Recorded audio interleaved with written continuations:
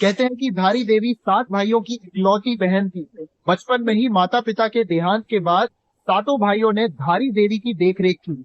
वह भी अपने भाइयों की खूब सेवा करती थी। तभी भाइयों को पता चला कि उनकी बहन के ग्रह भाइयों के खराब हैं, तो वो बहन से नफरत करने लगे। जब वह कन्या 13 साल की थी तो उसके 5 भाइयों की मृत्यु हो गई। बचे हुए 2 भाइयों को लगा कि इसी बहन के ग्रहों के कारण भाइयों की मृत्यु हो गई है। फिर उन्होंने रात्रि के समय में कन्या की हत्या कर दी और उसका सिर धड़ से अलग कर दिया। सिर और धड़ को गंगा में बहा दिया। कन्या का सिर बहते हुए दूरधारी गांव में पहुंच गया। प्रातःकाल में नदी किनारे एक व्यक्ति कपड़े धो रहा था। उसे लगा कि एक कन्या डूब रही है।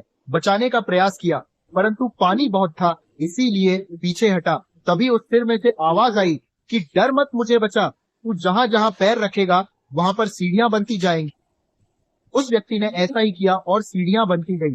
जैसे ही उसने कन्या समझकर सिर को उठाया तो कटा सिर देखकर घबरा गया।